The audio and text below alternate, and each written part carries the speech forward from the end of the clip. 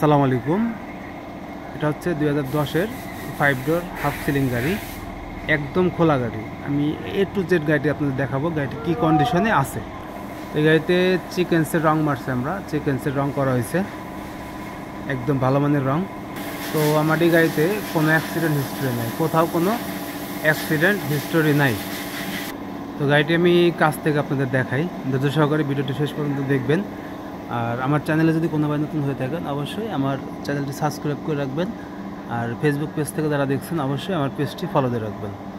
তো দেখেন একদম ফ্রেশ ভাই, কোথাও কোনো অ্যাক্সিডেন্ট পাবেন না ভাই।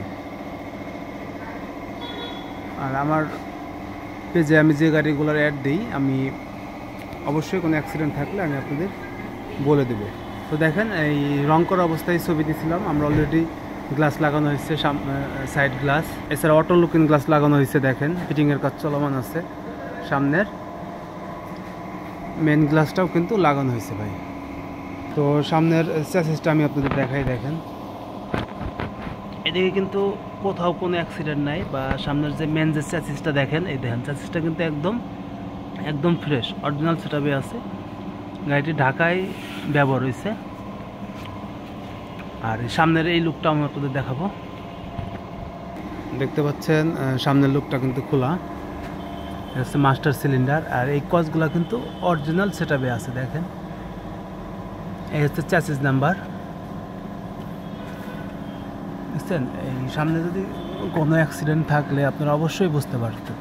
দেখেন এইখানে এই কচগুলা জাপান থেকে যেমনি আসছে সেভাবেই লাগানো আছে।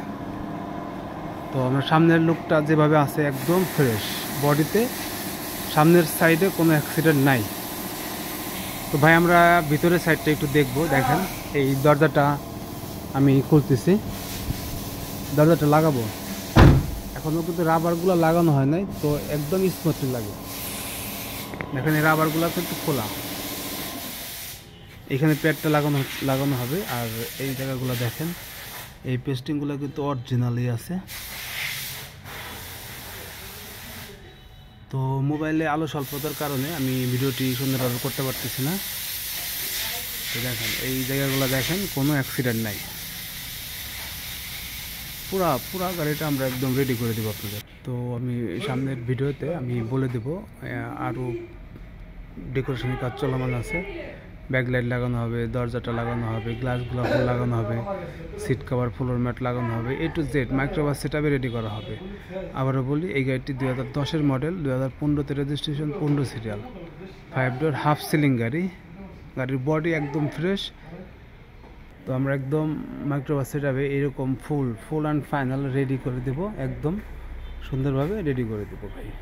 তো এই গাড়িটি যদি 6 সিরিয়ালের গাড়ি, যদি কোনো বাড়িতে আগ্রহী থাকেন অবশ্যই আমাকে ফোন দিবেন ভাই। এছাড়া এটা হচ্ছে টয়োটা রাশ 2006 মডেল, সয়ের রাশ। যদি কোনো ভাই প্রাইভেট ইউজের জন্য প্রাইভেট কার নিতে যাচ্ছেন, স্কলার প্রিমিও, আমি বলতে চাই প্রাইভেট কার না নিয়ে, স্কলার প্রিমিও না নিয়ে আপনারা এই টয়োটা রাশ গাড়িটা নিতে পারেন।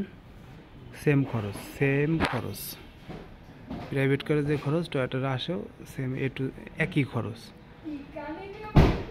তো ভাই আমি যেটা মূলত বলতে চাচ্ছি, যারা প্রাইভেট ইউজের জন্য এই স্কলার প্রিমিও গাড়ি কিনবেন, আমি মনে করি ওর থেকে আপনারা টয়োটা রাশ গাড়িটা নিতে পারেন।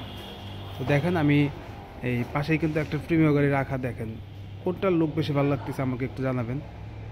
তো আসলে জিপ গাড়ি ভাই, তো এটা জিপ গাড়ি ঠিক আছে। তো ওই প্রাইভেটের আয়কর আর এই প্রিমিও গাড়ির আয়কর আর রাশের গাড়ির আয়কর সেম টু সেম।